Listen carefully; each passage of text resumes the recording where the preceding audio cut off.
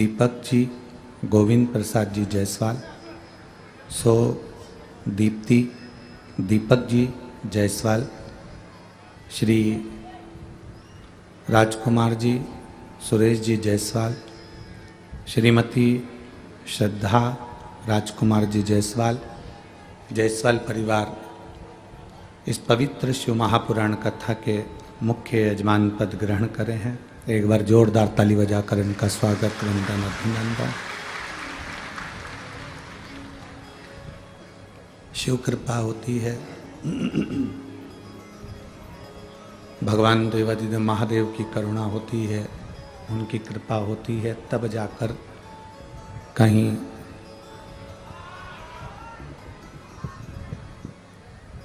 आप और हम शिव महापुराण की कथा को श्रवण कर पाते हैं।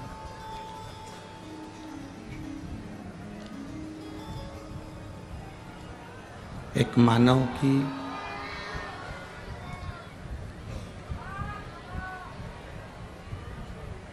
आवाज बढ़ाओ भाई।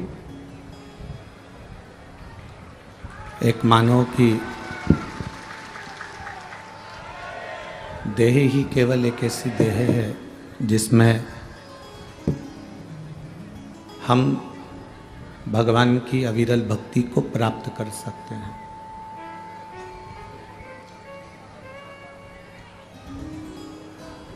कोई जीव, कोई जलचर हो, कोई थलचर हो, कोई वायुचर हो,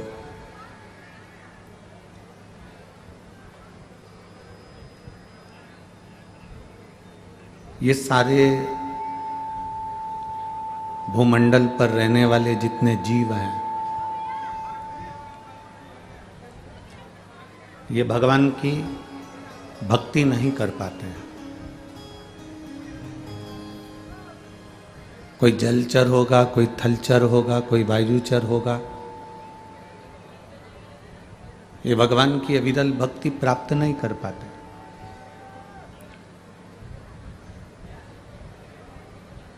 पर एक मानव की देह ऐसी है, मानव का शरीर ऐसा है कि जो भगवान की अविरल भक्ति को प्राप्त कर पाते हैं। अब तो यहाँ की भी आवाज़ नहीं खुली है, फिर क्या सीटी मार रहा है? पीछे की आवाज़ खोलो ना, पब्लिक को दिक्कत हो रहा है।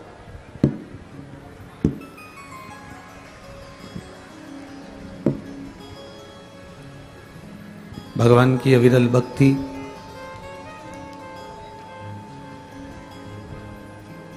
केवल एक मानव का शरीर केवल एक शरीर है। जो मनुष्य का शरीर भगवान की अविरल भक्ति की ओर अग्रसर होता है।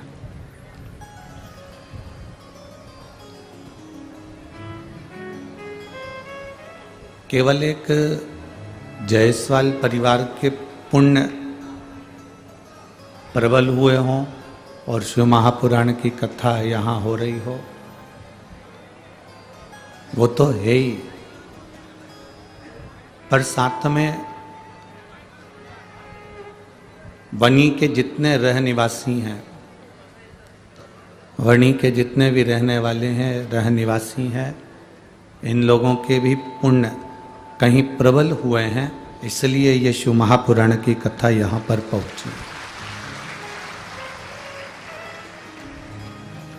एक संत की वाणी हो, सदगुरु की वाणी हो, शास्त्रों की वाणी हो, भगवान की वाणी हो, किसी संत सदगुरु की वाणी हो, उस वाणी को हम अपने जीवन में उतारें।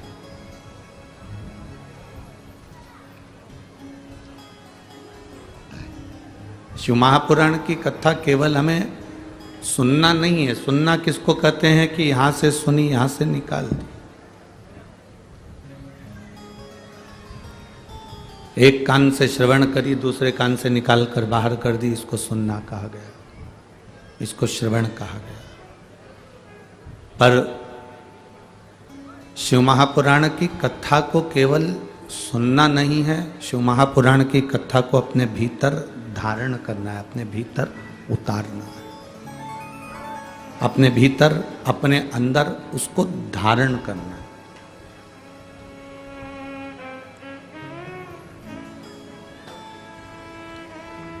अब धारण करना किसको कहा गया, मतलब कथा सुनकर केवल एक कान से सुनी, एक कान से निकाल दी, एक कान से श्रवण करी, दूसरे कान से निकाल दी।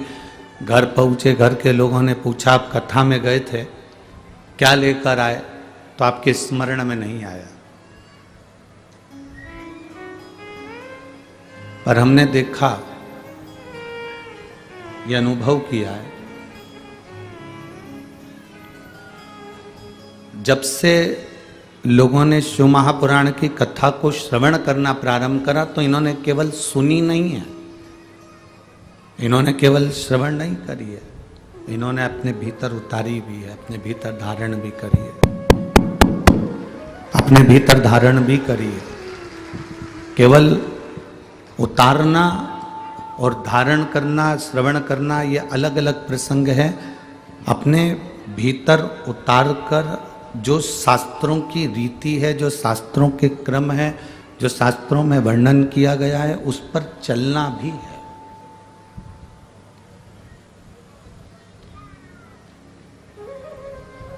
अभी तक लोग जितनी कथाएं सुनते थे, कथा श्रवण करते थे, वो सारी कथा लोग केवल सुनते थे पर अंदर धारण नहीं करते थे। पर शिव महापुराण की कथा वो कथा है जिसको लोगों ने धारण करा और एक लोटा जल ले जाकर शंकर भगवान को समर्पित करना प्रारंभ करा, मतलब अपने भीतर उसको उतारा, अपने भीतर उसको धारण किया, अपने भीतर उसको उतारा।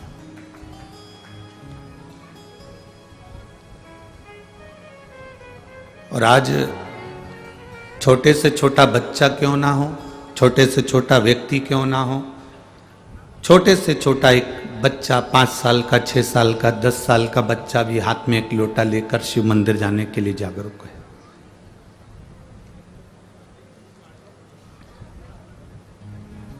और ये जरूरी है। आप गुरु के दरवाजे तक जा रहे हो, गुरुद्वारे तक जा रहे हो, आप मंदिर के द्वार तक जा रहे हो, मंदिर के द्वार तक पहुंच रहे हो, आप किसी संत सदगुरु की शरणागति तक पहुंच रहे हो, तो ये एक आपके जीवन का एक आनंद है।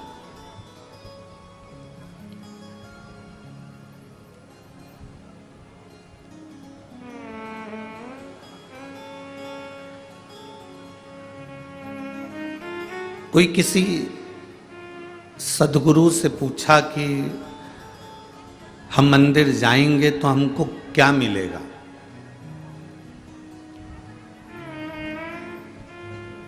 हम मान लो मंदिर गए तो हमको क्या मिलेगा।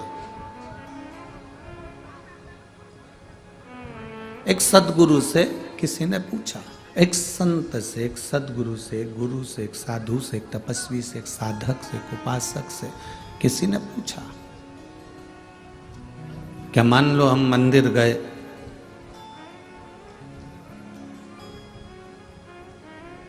हम गुरुद्वारे तक गए, हम भगवान की चौखट तक गए, हम गुरु की चौखट तक गए, हम मंदिर, देवालय, शिवालय तक गए, तो हमको क्या मिलेगा।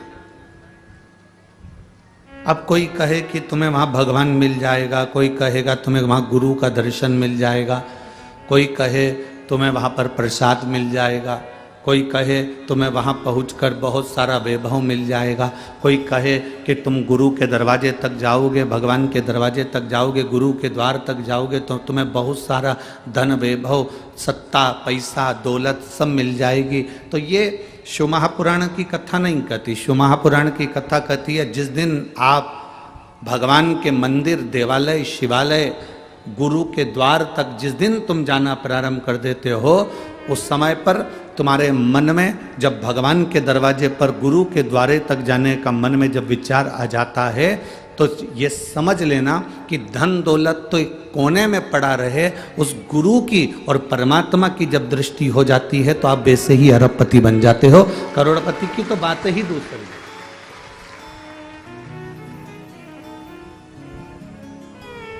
आप उसकी शरणागति के करीब में पहुंचे।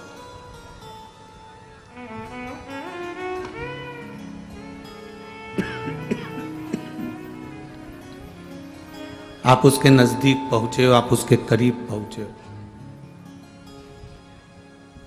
चलो एक बात और सरल भाषा में लो। एक छोटा सा पोता दादाजी की गोद में बैठता है तो उसकी जेब का पेन लेके उठता है। बोलो सही है कि गलत है?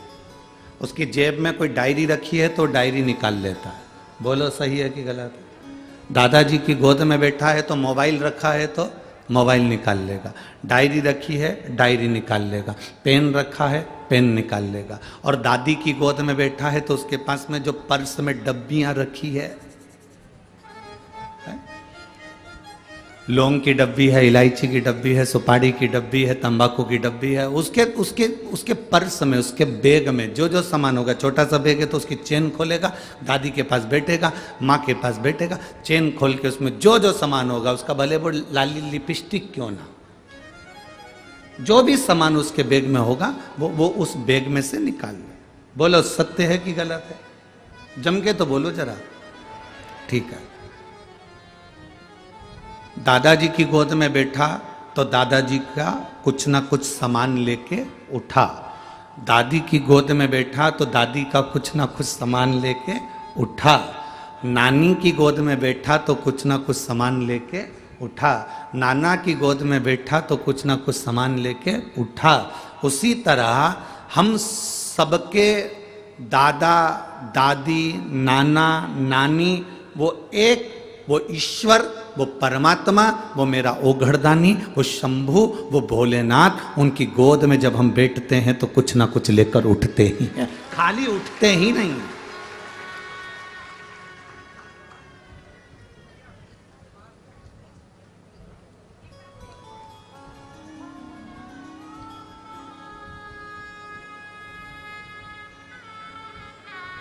खाली नहीं उठते हम कुछ ना कुछ लेकर उठते। किसी गुरु की सेवा मिली है ना, गौ माता की सेवा मिली है ना, संत की सेवा मिली है, सदगुरु की सेवा मिली है, किसी को आप प्यासे को पानी पिला रहे हैं, भूखे को भोजन करा रहे हैं, वो सेवा यदि आपको मिली है उसका फल मिलता है। एक बार गुरु नानक देव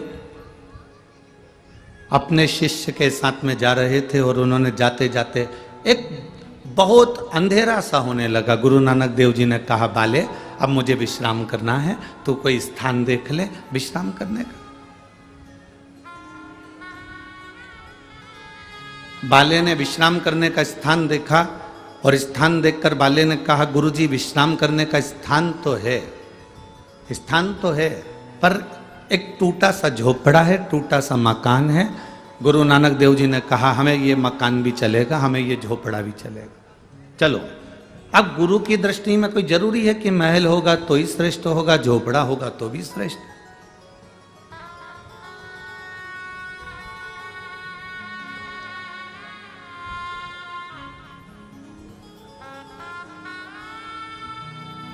बड़ा महल हो उसमें ज्यादा भजन होता है, या छोटा झोपड़ा हो उसमें ज्यादा भजन होता है। ये झोपड़े और महल से मतलब नहीं होता, उसमें रहने वाले जो जीव हैं, उसमें रहने वाले जो व्यक्ति हैं, उसमें रहने वाले जो परिवार के लोग हैं, उनसे मालूम पड़ता है कि रहने पर भजन कितना हो रहा है, रहने पर कीर्तन कितना हो रहा है।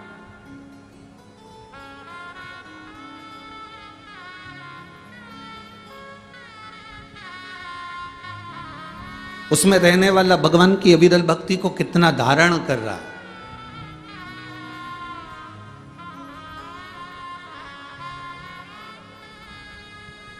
राजा भैया जायसवाल जी, हम एक बात कहना चाहेंगे। हम बहुत सारी कथा करे, कथा करते करते वनी पहुंच गए, पर एक सत्यता का विषय है। हम सुबह सुबह मॉर्निंग वॉक करने के लिए उठते हैं, तो ऐसा कहीं नहीं कि कहीं नहीं उठते, सब जगह उठते हैं, पर हम उठकर पूरी मॉर्निंग वॉक कर लेते हैं, भगवान का भजन कर लेते हैं, कीर्तन कर लेते हैं, मंत्र जाप कर लेते हैं, अपने कमरे में पहुंच जाते हैं, तब तक कोई जजमान या जजमान पत्नी नहीं उठ पाते। पर आपके यहाँ ठहरे पहले दिन से देख रहे हैं कि हम उठते हैं, उसके पहले आप लोग उठकर झाड़ू भी लग जाती है, रंगोली भी डल जाती है और दिया भी लग जाता है।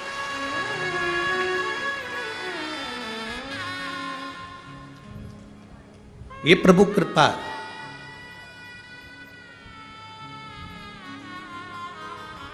एक ये राजकुमार जी जायसवाल जी का घर देखा, और एक छत्तीसगढ़ में हम कथा करने गए थे, वहां पर भी एक जायसवाल परिवार ने कथा कराई। क्या नाम था उनका? वेणुगोपाल जायसवाल।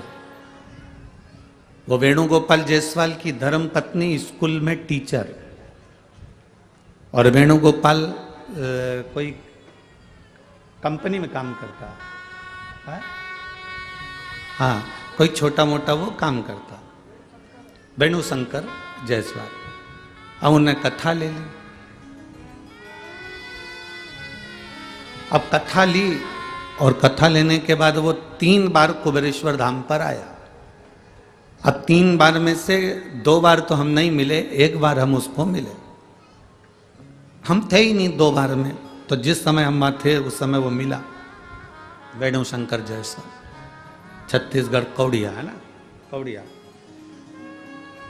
अब वो आते से ही बोला, गुरुजी हमने कथा ली है, और कथा लगभग लिए हुए देखो ये शिव का अनुभव है, ये हमारे जीवन के कुछ अनुभव हैं जो आपके बीच में हम कभी कभी कह देते हैं, नहीं तो अपने अनुभव कभी नहीं कहते। हम जितना बन सकता है कथा कहने का प्रयास करते हैं। उसने कहा गुरुदेव कथा ली है और 4 महीने बचे हैं, और 1.5 साल पहले हमने कथा ली। हमने कहा हो गई तैयारी? कहने लगा गुरुदेव पत्नी टीचर है, और मैं एक जगह पर काम करता हूँ, साधारण सा मेरा परिवार। हमने कहा कथा का क्रम देख रहे हो, इतना बड़ा क्रम होता है, कितना पंडाल की व्यवस्था, मंच की व्यवस्था, साउंड की व्यवस्था, भोजन की व्यवस्था, बैठने की व्यवस्था कितनी होती है वेणुगोपाल जी। तो कहे गुरुजी पहले तो इतना नहीं था, पर अब देखकर तो बहुत थोड़ा सा लग रहा है। हमने कहा क्या चाहते हो? तो कि बस कथा ली है, कथा हो जाए। हमने कहा विश्वास है ना तुमको कि भोलेनाथ कथा करने आएंगे और कथा करवाएंगे और कथा सुनेंगे? कहाँ पूरा है। तो हमने कहा बस बाबा से विनती करो और तैयारी करो।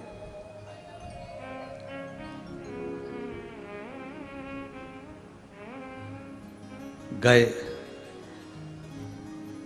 उनके दोस्त ने उनको कह दिया कि एक प्लाट खरीदना है, और उस प्लाट में मैं चाहता हूं कि तू भी मेरा पार्टनर बन जा। उसने कहा पार्टनर तो बन जाऊंगा, पर इतना धन नहीं है कुछ भी, थोड़ी सी पैसा कथा के लिए रखा है, शिव पुराण करवाना। तो कहा जो शिव पुराण के लिए रखा है चल वही लगा दे उसमें से। वो शिव पुराण का थोड़ा बहुत जो इकट्ठा करके रखा था वो प्लाट में लगा दिया। वो प्लाट आ गया शहर के अंदर। शहर में ऐसी जगह आ गया कि उसको एक कंपनी को जरूरत पड़ गई। 4 महीने के अंदर ही कंपनी ने वो प्लाट करोड़ों में खरीद लिया, और करोड़ों में खरीदा, और बाबा की कथा। एक विश्वास की दृढ़ता होती है, एक भरोसे की दृढ़ता होती है।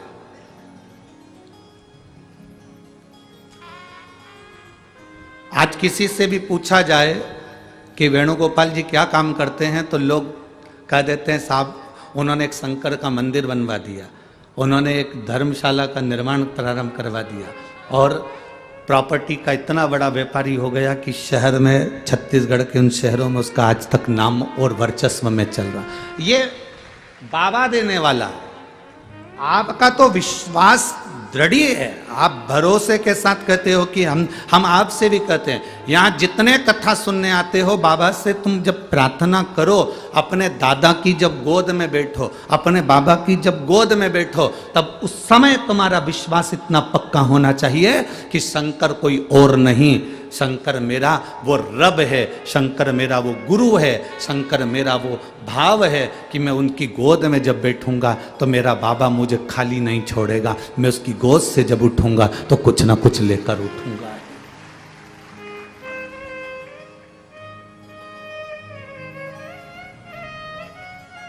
एक महिला यहां पर बैठी है जिसको डॉक्टर ने भी नीचे बैठने का मना कर दिया था। पाँव में तकलीफ थी, घुटने में तकलीफ थी, कमर में तकलीफ थी, गैप था, और डॉक्टर ने कह दिया था कि तुम नीचे कभी नहीं बैठ पाओगे। वो पहले दिन कथा सुनने के लिए आई थी तो साथ में स्टूल लेकर आई थी, और उसने सुना पहले दिन की कथा में कि अगर दिल से बैठकर सुन रहे हो तो जो मांगोगे, ये घुटने का दर्द, ये कमर दर्द, तो तुम हमें लिखकर भेजोगे। आज उसने पत्र भेजा। राधिका जोशी भद्रावती जिला चंद्रपुर से आई है। कहीं बैठी हो तो हाथ हिला देना। भद्रावती जिला चंद्रपुर। 3 साल से मेरे पैरों में तकलीफ थी। ऐसा कोई हॉस्पिटल नहीं है जिसमें मैंने इलाज नहीं करवाया। नीचे 3 साल से नहीं बैठ पाई थी। कहां है? हाथ हिलाओ एक बार। हाँ ठीक है, दिख गए। 3 साल से मैं नीचे नहीं बैठ पाई थी। पर पहले दिन की कथा में आपने जो वर्णन किया था, उसके बाद मैंने भी मन में सोच लिया, भोलेनाथ मैं कल कथा सुनने के लिए आऊंगी। अगर तूने मुझे इतना बल दे दिया, मैं नीचे बैठकर कथा सुनना चालू कर दूं और मेरा पांव चलने लगेगा, तो मैं तेरी 7 दिन की कथा सुनूंगी।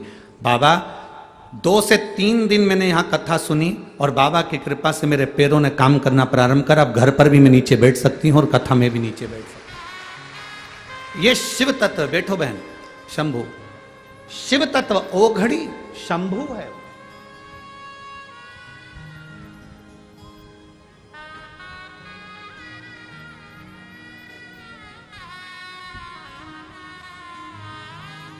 आप जब उसकी शरणागति में जाएं तो आपके भीतर अलग एक ऊर्जा होना चाहिए, एक ऊर्जा।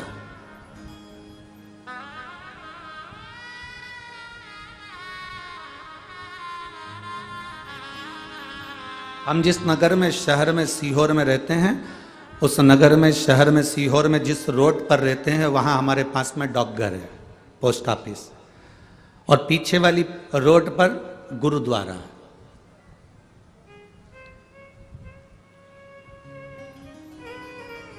अब जब भी कोई गुरुद्वारे का दर्शन करने के लिए या वहां से जो भी प्रसाद लेकर हलवे का निकलता, और हम भी वहां जाते गुरुद्वारा दर्शन करने के लिए, और जब भी कोई, हम जब नहीं पहुंच पाते, कोई निकलता तो हलवे का प्रसाद हमको दे जाता। अब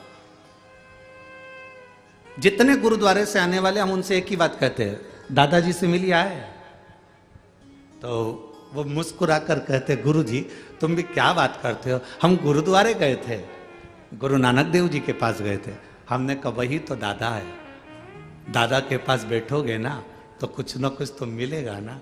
जैसे हमको हलवा मिल जाता है, प्रसाद मिल जाता है, उसी तरह जब हम शिव के पास बैठते हैं, हम औघड़ी के पास बैठते हैं, हम किसी सदगुरु के पास बैठते हैं, हम किसी संत के पास बैठते हैं, तो हम खाली नहीं उठते।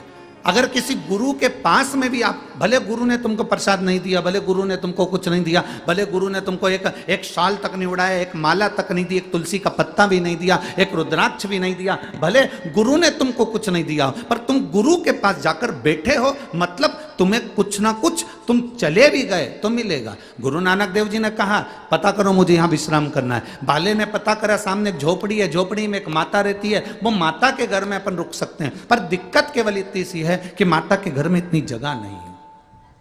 मत होने दो, अपने को क्या करना है, थोड़ी सी जगह में रुकना, रुकने की तैयारी करो।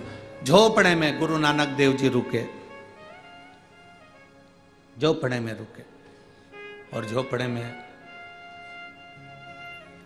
गुरु नानक देव जी रुककर जब वापिस चले, झोपड़े में रुककर जब गुरु नानक देव जी वापिस चले, जाने के बाद गुरु नानक देव जी से बाले ने कहा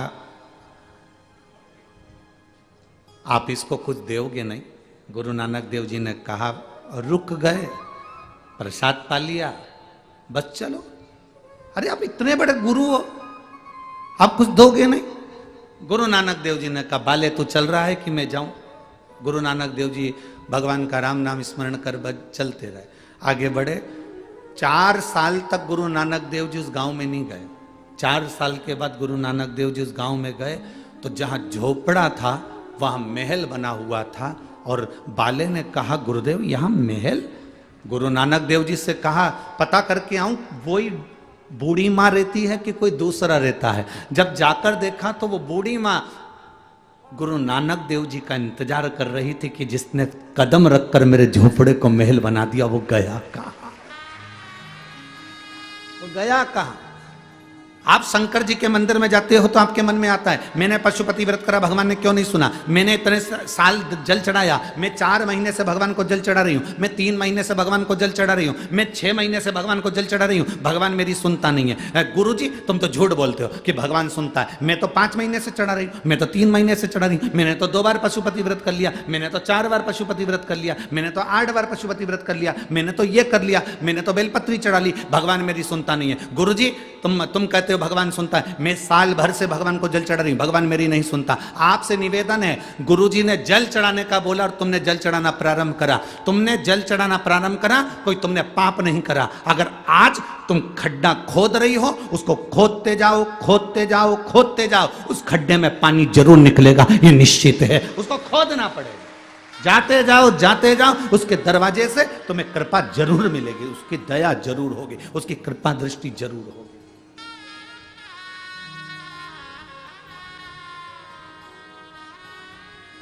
शंभो शरणे पड़ी मांगू घड़ी रे घड़ी, दुख काटो दया करी न दर्शन आपो। शंभो शरणे पड़ी मांगू घड़ी रे घड़ी, दुख काटो दया करी न दर्शन आपो। हम उसके दरवाजे से कुछ नहीं मांगे तो भी सब कुछ देता है, सब कुछ। हम बस उसके द्वार तक पहुंचे, हम बस उसकी चौखट तक पहुंचे।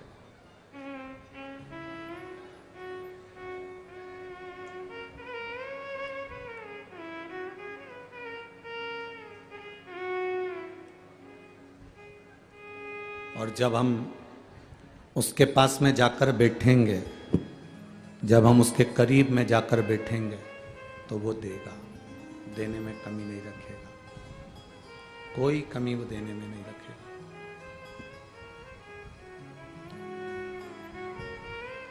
तेरे मंदिर में आना मेरा काम है और मेरी बिगड़ी बनाना। इनको बढ़ा दो बाबा।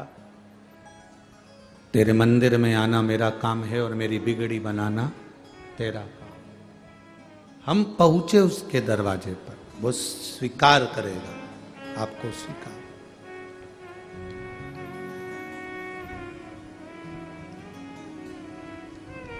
कोई तुमसे कहे कि तू इतने समय से जल चढ़ा रही है, फायदा क्या हुआ? फायदा नहीं देखना,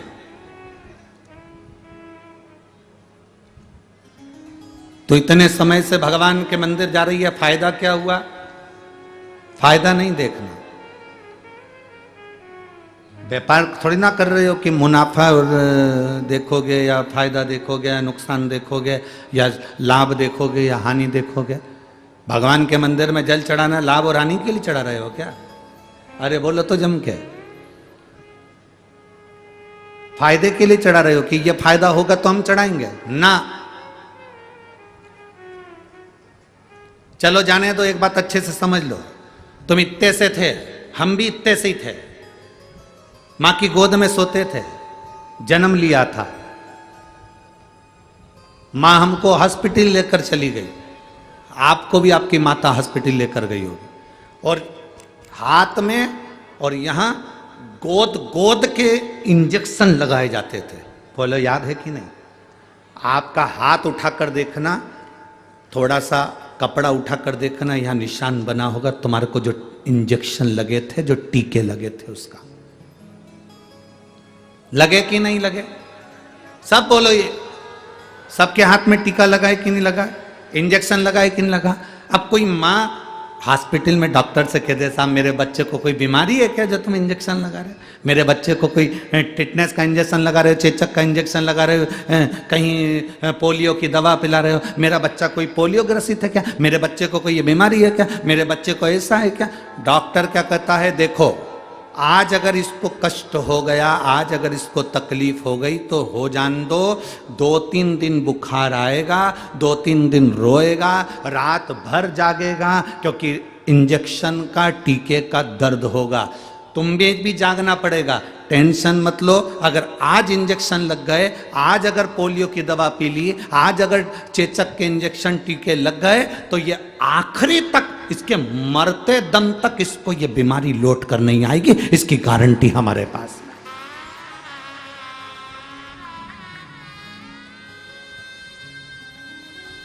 अब व्यक्ति कैसा हो गया? व्यक्ति कैसा है? एक्सीडेंट हो जाता है, हॉस्पिटल चले जाता है, महामृत्युंजय का पाठ चालू करता है। बोलो सत्य है? ब्लड प्रेशर गड़बड़ हो गया, कोमा में पड़ गया, तब महामृत्युंजय का पाठ चालू करता है। वेंटिलेटर पर पड़ा है, तब महामृत्युंजय का पाठ चालू करवाते हैं उसके घर के लोग। महामृत्युंजय का पाठ करवा, वो ठीक हो जाएगा। महामृत्युंजय का पाठ करवा, उसका एक्सीडेंट हो गया। महामृत्युंजय का अनुष्ठान करवा, उसके साथ ही हो गया। अर्थात अगर यही इंजेक्शन तुझे पहले लग गया होता, तू रोज 1 लोटा जल देवाधिदेव महादेव को चढ़ा रहा होता, तो प्रतिदिन शंकर जी के मंदिर पे चढ़ा हुआ जल पी रहा होता, तो तुझे आज वेंटिलेटर पर पड़ा नहीं होना पड़ता। कोई आएगा नहीं आएगा, कोई तुम्हें संभालेगा नहीं संभालेगा, पर वो मेरा महादेव, मेरा शिव तुम्हें संभालने के लिए जरूर आएगा। मेरा शंकर, मेरा शिव तुम्हें संभालने के लिए जरूर आएगा। मेरा देवाधिदेव महादेव तुम्हें संभालने के लिए जरूर आएगा। अगर तुम्हारा विश्वास दृढ़ है, तुम्हारा भरोसा पक्का है, तुम शिव के शिव तुम्हारा हो गया, तो फिर तुम्हें पीछे नहीं हटना।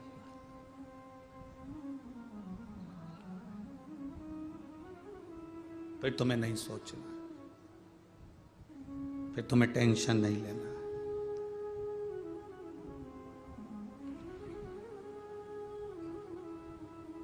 दर्पण में मुख नहीं होता, संसार में सुख नहीं होता।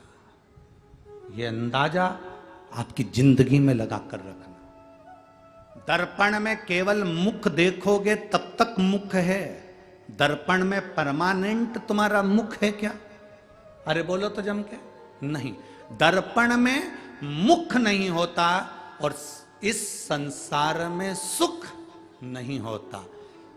देखोगे तो दर्पण में मुख दिखेगा, और अगर दिल से देखोगे तो 5,000 की नौकरी में भी सुख दिखेगा, नहीं तो नहीं दिखेगा।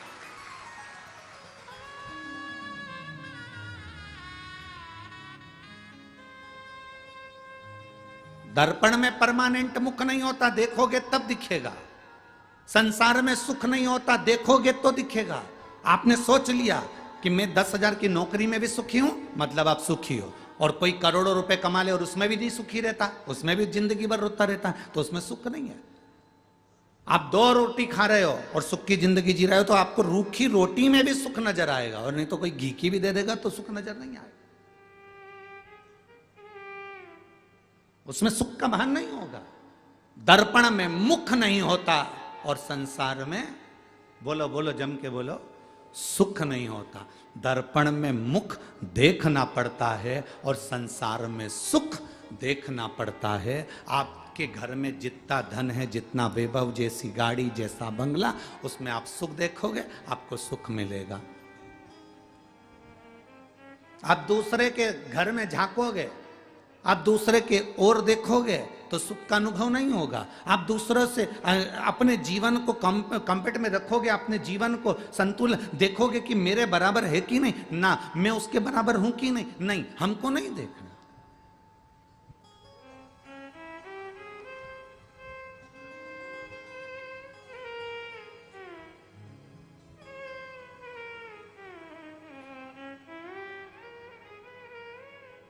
महाराज, हम जब भोले बाबा के चरणों में जाकर बैठते हैं, कुछ मत मांगा, कोई फायदे की बात हमने नहीं सोची, हम तो बस केवल उसके दरवाजे तक गए। हम तो केवल उसको जल चढ़ाने के लिए, हम तो केवल उसको 1 लोटा जल चढ़ाने के लिए पहुंचे। अब आगे उसकी मर्जी। तेरे मंदिर में आना मेरा काम है, मेरी बिगड़ी बनाना तेरा काम है। तेरी चौखट पर मैं आ ही गया, मुझे दर्शन दिखाना तेरा काम। हम उसकी चौखट तक पहुंच गए, आगे फिर उसकी मर्जी है, वो दर्शन देगा ना देगा, वो हमको संभालेगा ना संभालेगा।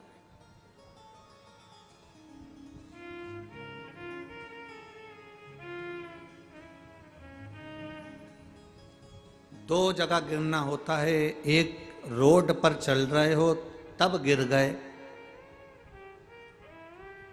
और एक मंदिर में दर्शन कर रहे हो तब गिर गए। दो जगह गिरना है, दो जगह गिरने का क्रम, एक रोड पर चलते चलते गिर गए, एक मंदिर में गिर गए।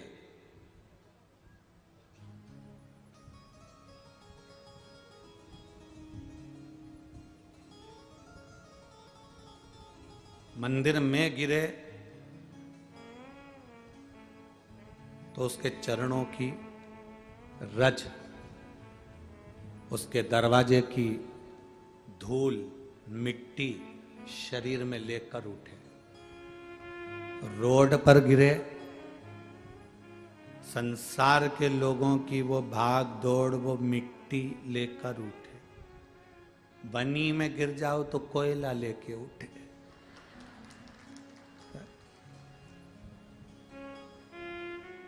अब उठे,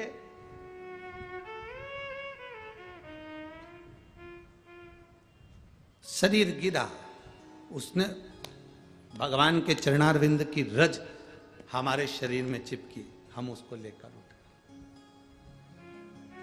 रोड पर गिरे, गिर गए, मुम्मा मिट्टी पड़ी थी, धूल पड़ी थी, वो लेकर उठ गए।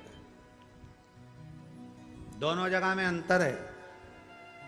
परमात्मा के चरणों में गिरने में अंतर है, वहां गिरे, उसकी चौखट पर गिरे हो तो वो संभालेगा, और किसी के साथ जाते जाते गिर गए तो जो साथ वाला है वो संभालेगा। पर जिसकी चौखट पर गिरे हो वो अंतिम समय तक संभालेगा, और जिसके साथ चलते चलते गिरे वो केवल हॉस्पिटल तक संभालेगा, उसके बाद नहीं संभाल सकता।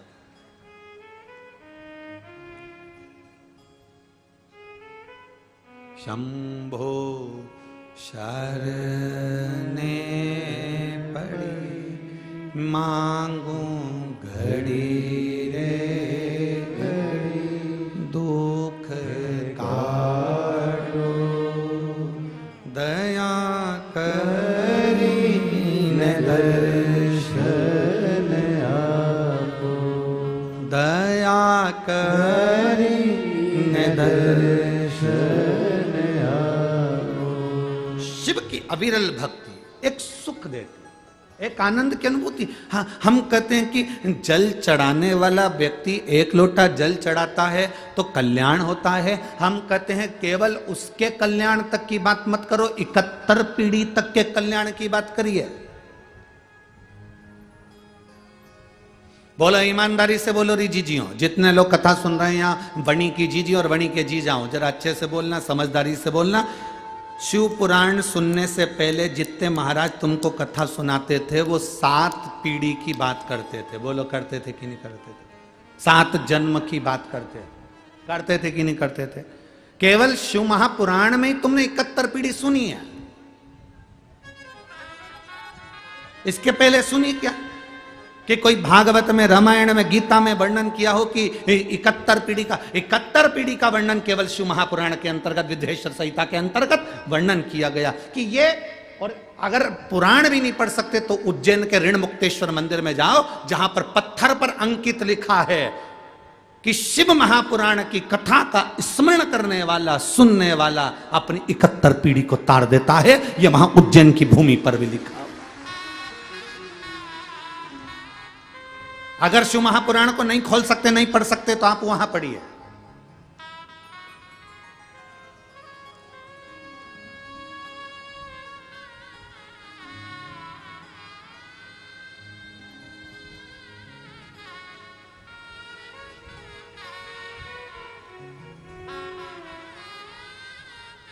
आप अध्ययन तो करो, आप पढ़ो तो क्या लिखा है। एक बार श्री देवऋषि नारद भ्रमण करते करते श्रीमन नारायण श्रीमन नारायण श्रीमन नारायण श्रीमन नारायण बोलते बोलते देवऋषि नारद पहुंच गए इंद्रलोक में। जब देवऋषि नारद इंद्रलोक में पहुंचे, देवऋषि नारद जब इंद्रलोक में पहुंचे तो वहां बहुत सारी अप्सराएं नृत्य कर रही थी, बहुत अप्सराएं नृत्य कर रही थी।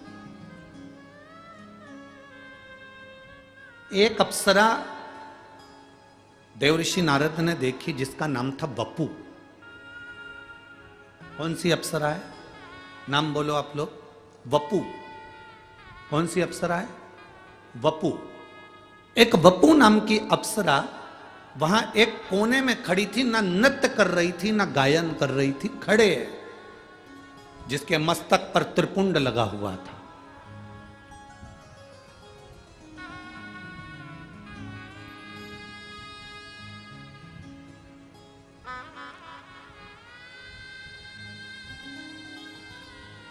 चालीस गांव की कथा में आपको कहा था, दुर्वासा ऋषि मस्तक पर त्रिपुंड धारण कर कर गए थे और नरक में घूमने के लिए गए थे। और नरक में कुंभी पाक, नरक में कुंड में उन्होंने झांक लिया था। उनके मस्तक के त्रिपुंड की थोड़ी सी राख भभूति कुंड में गिर गई थी तो नरक में बेकुंठ उत्पन्न हो गया था। वो त्रिपुंड की भभूति में इतना दम था।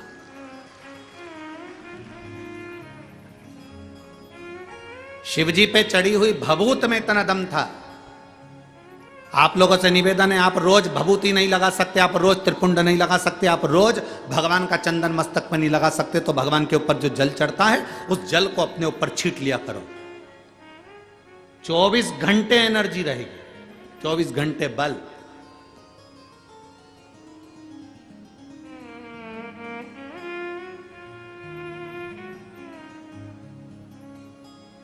और आज इस व्यासपीठ से कहने में पीछे नहीं हटेंगे। हम तो इतना जरूर कहेंगे, अगर कोई व्यक्ति बीमार है, हॉस्पिटल लेकर जा रहे हो, लग रहा है कि इसको बड़ी बीमारी की आशंका है, इसका किडनी लीवर डैमेज हो चुका है, इसको कहीं कैंसर जैसा रोग दिख रहा है, इसके शरीर में कोई ना कोई बड़ी बीमारी डॉक्टर बोल सकता है, तुम्हें लग रहा है कि घबराहट हो रही है, भय लग रहा है कि मैं डॉक्टर को दिखाने नागपुर जा रही हूँ, मैं डॉक्टर को दिखाने के लिए चंद्रपुर जा रही हूँ, मैं डॉक्टर को दिखाने के लिए यवतमाल जा रही हूँ, मैं डॉक्टर को दिखाने के लिए यहाँ जा रही हूँ, और तुम्हें लग रहा है कि कहीं कोई बड़ी बीमारी ना आए, तो हमारा निवेदन है, सबसे पहला काम करना, हॉस्पिटल डॉक्टर को दिखाने से पहले शंकर के मंदिर में जाना, एक लोटा जल समर्पित कर कर आचमन करना, एक बेलपत्री उठाना, तुम खाओ तो ठीक, ना खाओ तो ठीक, उसको पर्स में डालना या जेब में रखना और उसको लेकर हॉस्पिटल तक जाना और कुंदकेश्वर महादेव का नाम लेकर जाना। कभी बड़ी बीमारी नहीं निकल सकती।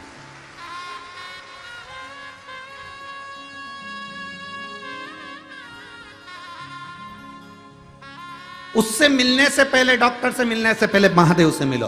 अकाल मृत्यु वो मरे जो काम करे चंडाल का, काल उसका क्या बिगाड़े जो भक्त हो महा काल का। जो शिव की आराधना करता हो, शंकर से मिलकर गया हो, शिव से मिलकर।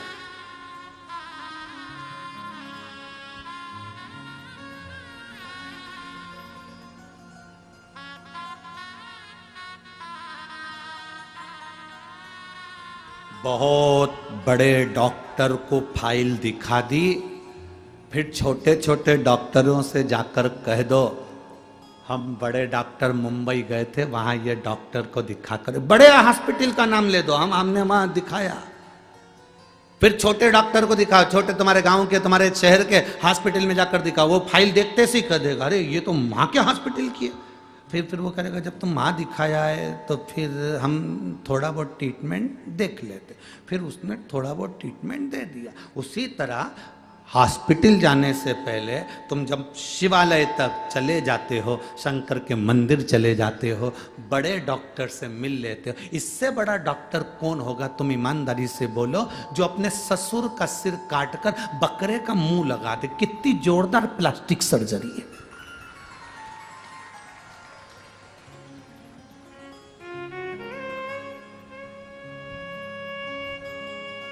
एक लड़के ने लिखकर भेजा, गुरुजी ये बताओ कि गणेश जी का सिर कटा तो शंकर भगवान ने गणेश जी का ही सिर क्यों नहीं जोड़ दिया वापिस, हाथी का सिर क्यों जोड़ा? तो हमने कहा ये तो कोई भी कर लेगा, हाथ टूटा हाथ कोई भी जोड़ देगा, पर हाथ की जगह पांव तो लगा के बता, तब मालूम पड़ेगा कि सही सर्जरी हुई कि नहीं हुई। यहां से थोड़ी सी चमड़ी निकाल कर यहां लगा दी, यहां का थोड़ा सा अंग निकाल कर यहां लगा दिया, यह तो कोई भी कर सकता है।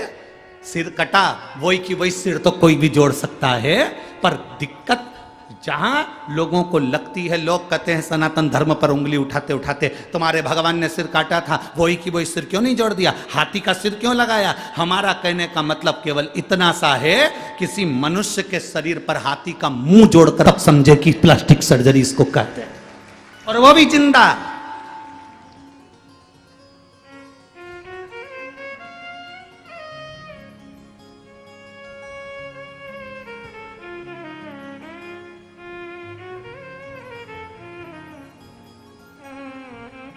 एक व्यक्ति ने हमसे कहा, गुरुजी देखो तुम्हारे सनातन धर्म में, तुम्हारे हिंदू धर्म में कितनी सारी पुराणे हैं, कितने सारे वेद हैं, कितने सारे शास्त्र हैं, कितने सारे ग्रंथ हैं, और हमारे धर्म में केवल एक, बाकी के जितने धर्म सब में एक पुस्तक, एक ग्रंथ, एक किताब है, और तुम्हारी इतनी किताब।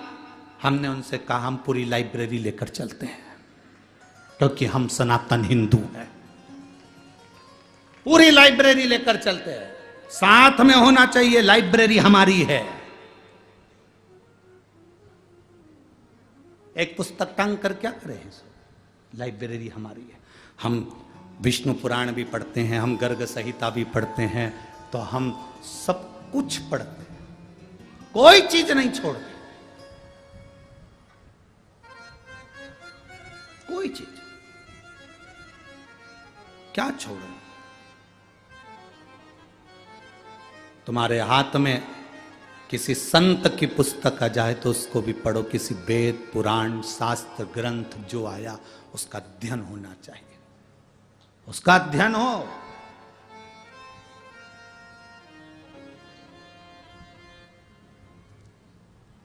अब वो समय नहीं रहा जिस समय में केवल एक कथा वाचना चालू कर दो, इनका जन्म यहाँ हुआ, उनका जन्म वहाँ हुआ, उन्होंने ये करा, उन्होंने वो करा, और कथा पूरी हो गई। 4 भजन सुना दिए, सबको ताली बजवा दी, थोड़ा बहुत नाच लिए, कूद लिए, और कथा पूरी हो गई। शिव महापुराण में तो इतना समय भी नहीं होता कि एक भजन की जगह 2 भजन गा लिया जाए, एक भजन के लिए भी थोड़ा सा समय बीच में फंसाना पड़ता है, तब जाकर कोई भजन हो पाता है, नहीं तो वो कथा इतनी लंबी तक चल जाती है कि आपके भीतर शिव तत्व कैसे प्राप्त हो। हम जिसके लिए आए, हम जिस परमात्मा को प्राप्त करने के लिए आए, हम जिसके दरवाजे पर आए हैं, वो हमें कैसे मिले। हम गुरु के दरवाजे पर जाएं, और उस गुरु के दरवाजे पर जाएं, तो हम अगर गुरु के दरवाजे पर पहुंचे, भले हमारा गुरु वहां सामने नहीं हो, पर गुरु ग्रंथ भी अगर वहां पर है, तो उस ग्रंथ में गुरु का दर्शन होना चाहिए। उस ग्रंथ में गुरु का दर्शन हो तो समझ लेना कि तुम्हारा गुरु के दरवाजे जाना सार्थक हुआ, तुम्हारा गुरुद्वारे जाना सार्थक हुआ। तुम मंदिर में जाओ, और मंदिर में जाने के बाद तुम अगर भगवान को जल चढ़ाते समय तुम्हारे भीतर की इंद्रियां आनंदित ना हो जाए, तो तुम्हारा फिर मंदिर जाना व्यर्थ है। वहां आनंदित होना चाहिए कि मैंने जल चढ़ाया तो मेरी इंद्रियां आनंदित हुई।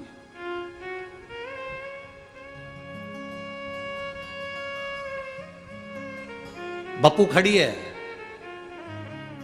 इंद्रलोक की सारी अप्सराओं में अलग खड़ी है, सिर पर त्रिपुंड लगा हुआ है, चंदन का तिलक लगाया हुआ, कंकु का तिलक लगाया हुआ, सिर पर थोड़ा सा तिलक लगाया हुआ व्यक्ति अलग दिख जाता है। पूरी ट्रेन में, ट्रेन के अंदर लोग चढ़े हुए हैं, और अगर आप तिलक लगाकर चढ़ गए हो तो यह पक्का है कोई ना कोई तुमको ऐसा मिल जाएगा जो थोड़ी सी जगह देकर सीट पर बिठाई देगा। तिलक का यह फर्क पड़ता है।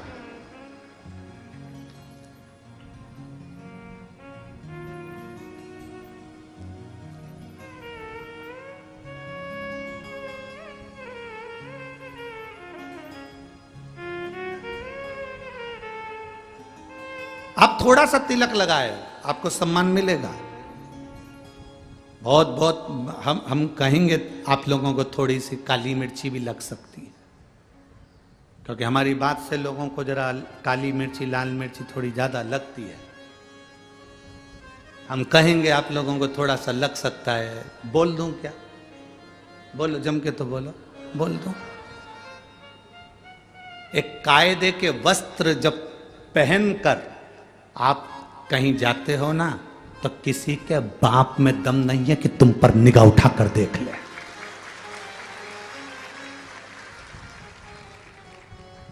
जब वस्त्र कायदे का नहीं होता तो लोग फायदा उठाते हैं।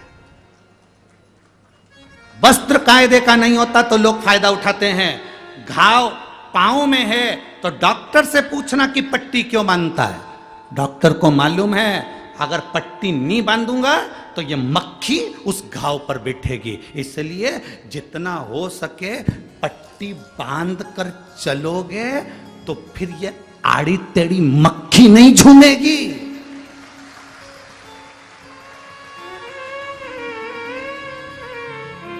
मक्खी झूमती तब है जब घाव दिखते हैं, जब हमारा शरीर नजर आता है।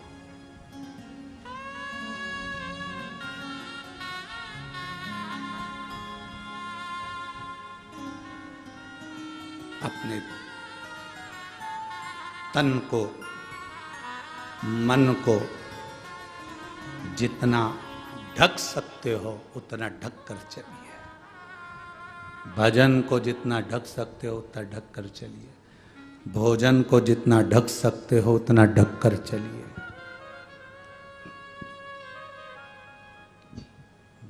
भजन, भोजन, धन और नारी जितनी पर्दे में रहती है उतनी सेफ रहती है,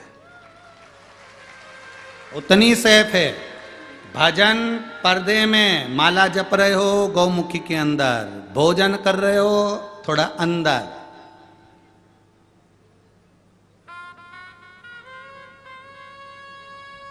पहले के जमाने में लोग भोजन घर में करते थे,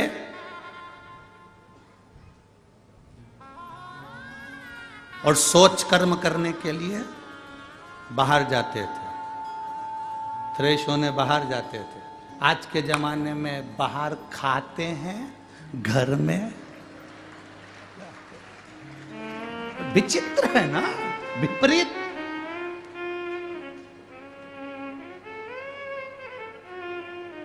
सारी होटलों पर खाकर आएंगे और किसी के यहाँ अतिथि के यहाँ मेहमान के जाएंगे, जाते से पूछेंगे टॉयलेट का। अब तू जब इतना पूरी होटलों में खाकर पीकर आया, खूब शान सत्ता से बड़े बड़े 5 स्टार में खाया, वहां टॉयलेट जाता? आते से ही अतिथि के घर में हमको पहले घर में खाते थे, बाहर जाते थे, अब बाहर खाते हैं, घर में जाते हैं। इतना विचित्र। और क्या कहते हैं, हम बहुत पढ़े लिखे हैं। अरे सुनने हो,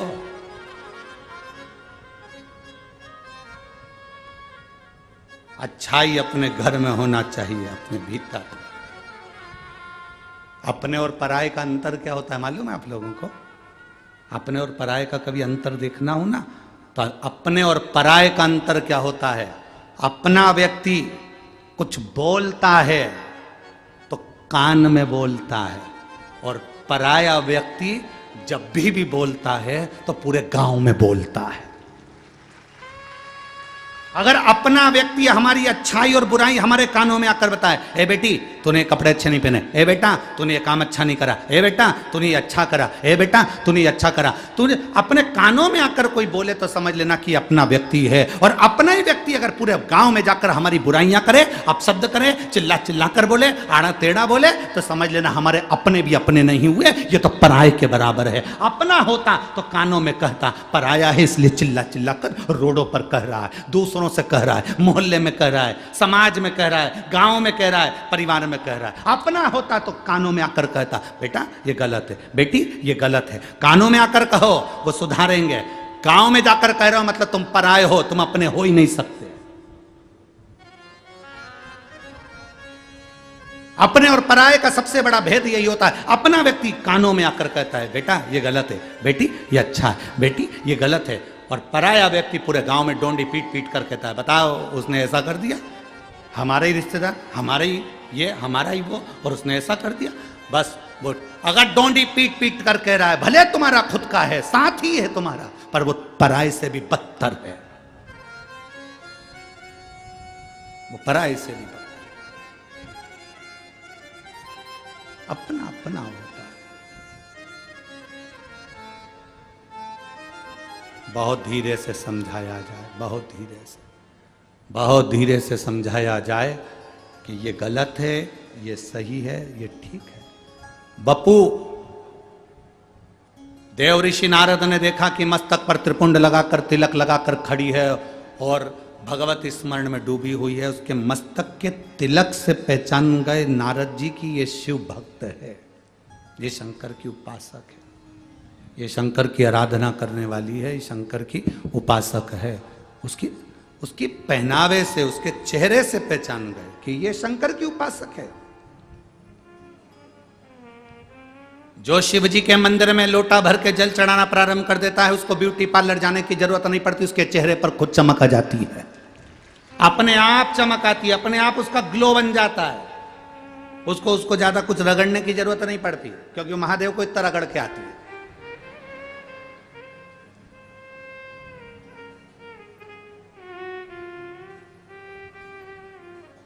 33 कोटि देवताओं के मंदिर में सबसे ज्यादा चकाचक आज के जमाने में महादेव ही हैं।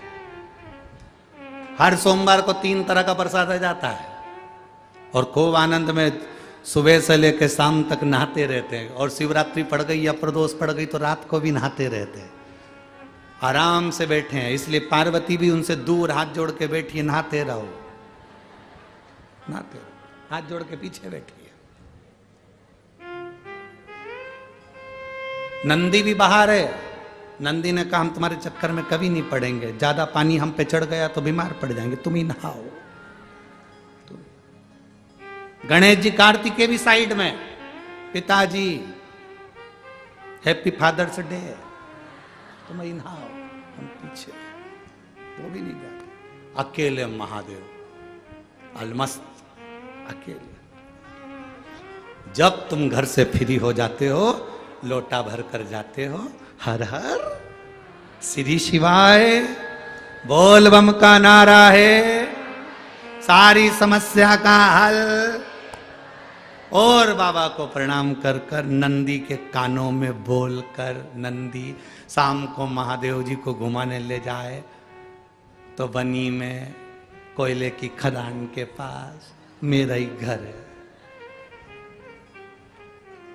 अच्छे से रुक जाना, नहीं तो कोयले में आग लगा के धुआं करके रोक लूंगे। तो सोच नंदी हाथ, ठीक है, शिव तक घड़ी है शंभु। और मेरे भोले तेरा सहारा है, मेरे भोले तेरा सहारा है,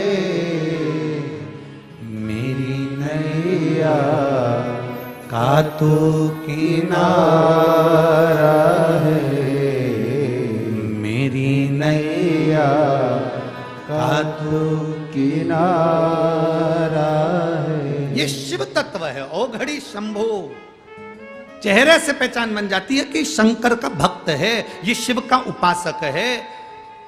शिव महापुराण तो यहां तक कहती है, अगर शंकर के मंदिर भी ना गए हो तो कोई शंकर के भक्त का केवल दीदार कर लो तो शंकर की आराधना पूर्ण हो जाती है, शिव की आराधना पूर्ण हो गई,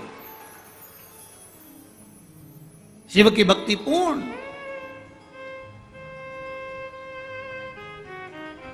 कुछ मत मांगो, बैठे हो तो भी सब कुछ दे देगा। ये 7 मार्च से 13 मार्च तक कुबेरेश्वर धाम सीहोर में रुद्राक्ष उत्सव है। अभी 15 फरवरी तक रुद्राक्ष सीहोर में बटेंगे, उसके बाद में फिर रुद्राक्ष बटना बंद हो जाएंगे, फिर 15 मई से चालू होंगे। क्योंकि बीच में रुद्राक्ष उत्सव है तो उसकी तैयारी करना, व्यवस्था करना, और जो शिवजी के अभिषेक के जो रुद्राक्ष 2 साल के रखे हुए थे वो सारे के सारे बटकर पूर्ण हो गए। 15 तारीख तक शायद पूरे के पूरे ही समाप्त हो जाएंगे। तो अब जितने रुद्राक्ष उत्सव के रुद्राक्ष थे वो तो पूर्ण हो गए। अब वापिस रुद्राक्ष उत्सव में वो अभिषेक कर कर पूजन कर कर जो रुद्राक्ष लाखों आते हैं उन सबको शिवलिंग के अंदर भर कर फिर उसको वापिस सिद्ध कर कर वापिस सब लोगों को दिए जाते हैं। अब उस बीच में रुद्राक्ष बटना तो बंद रहेगा। अब लोग सोचें कि रुद्राक्ष तो मिलेगा नहीं, हम सीहोर कथा सुनने के लिए, हमारा निवेदन है आप उस कंकर शंकर की धरा पर 7 दिन 5 दिन 3 दिन 2 दिन 4 दिन बैठकर एक रात्रि विश्राम कर कर जब आप कथा सुनेंगे, बेग भले कैसा भी लेकर आओगे, पर यह विश्वास से कहते हैं कि अगली बार आओगे तो उसमें एक बेग तुम्हारा धन से भी भरा होगा जो तुम बाबा के ऊपर लौटा कर जाओ। क्योंकि कुबेरेश्वर धाम का एक नियम है, जो आता है वो 3 महीने में वापिस जाता है। आप में से कई बैठे होंगे जो एक बार नहीं कम से कम 2-3 बार हो जाए हो, जो एक बार नहीं कम से कम 2 बार तो गए होंगे कुबेरेश्वर धाम, कम से कम 2 बार गए होंगे। आप में कई बैठे होंगे जो एक बार नहीं कम से कम 2 बार होकर आए हो, क्योंकि एक बार जो जाता है वो दूसरी बार फिर बुलाता है। 7 मार्च से 13 मार्च तक रुद्राक्ष उत्सव में भले रुद्राक्ष ना मिले, पर प्रयास करना परिवार के साथ, कुटुंब के साथ, घर के साथ, दोस्तों के साथ, सहेलियों के साथ अपना डेरा कुबेरेश्वर धाम पर हम 7 दिन 5 दिन 3 दिन 2 दिन बैठकर कथा कर तत्व ग्रहण करें। उस कंकर शंकर की भूमि पर रहें जो 12 ज्योतिर्लिंग के बीच में है, और वहां रहकर हम कथा और शिव पुराण का आनंद लेकर श्री शिवाय नमस्तुभ्यम कहकर बाबा से अपने दिल की बात कहें। रुद्राक्ष तो मिल जाएगा, बाबा चाहेगा तो कभी भी प्राप्त होगा, पर कथा कुबेरेश्वर धाम पर साल में केवल एक ही दिन एक ही बार प्राप्त होती है, जिसके लिए लोग तरसते हैं और वहां कर बैठकर कथा का रस तत्व ग्रहण करते हैं। उसको सुनना है हमको, उसको धारण करना है हमको। और तुम आओगे, तुम तो भगवान की कथा लेने के लिए आ रहे हो, कथा सुनने के लिए आ रहे हो, अपनी झोली भरने के लिए आ रहे हो, चोटे भी बहुत आएंगे। और सावधान इंडिया,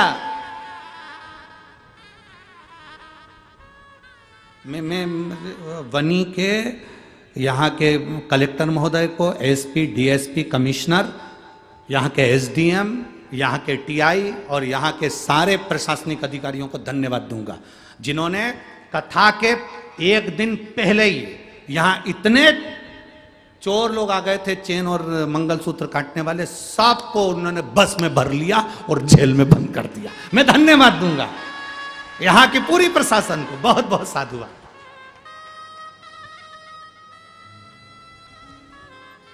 और आपसे निवेदन है, जितने लोग कुबेरेश्वर धाम आने वाले हैं, आपसे निवेदन है वहां पर सोना चांदी लेकर मत आना, क्योंकि मेरा कुबेर भंडारी डायमंड है। तुम्हारा सोना चांदी लेकर मत आना, मेरा कुबेर भंडारी पारस मणि है। पारस मणि जानते हो, जिसको छूता है लोहे को भी सोना कर देता है। तो तुम आना, छूना, सोने होकर चले जाना। बाद में 3 महीने बाद फिर आकर कुबेरेश्वर धाम पर बताना कि बाबा ने दिया कि नहीं दिया। तुम सोना चांदी लेकर मत आना, तुम्हारी अंबानियां लेकर मत आना, तुम्हारा जेवर आभूषण और महंगा वाला मोबाइल लेकर मत आना। तुम तो जिस पे तुम्हारा फोटो अच्छे से खींच सको बस वो लिया आना, बाकी के जाने। हमें करना क्या, भजन और स्मरण, भक्ति, अविरल भक्ति को। तुम्हारे चेहरे का तेज बताएगा कि तुमने शिव तत्व कितना प्राप्त करा। बपू अप्सरा इंद्रलोक में साइड में खड़ी है, सिर पर त्रिपुंड लगाए, नारद जी पहचान गए, ये कोई साधारण नहीं, ये शिव की उपासक है, ये शंकर की उपासक है। और पहचान ऐसे ही होती है महाराज, ऐसे ही।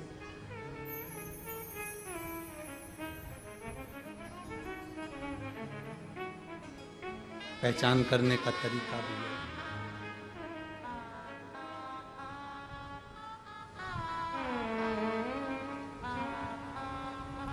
और हो के नंदी पे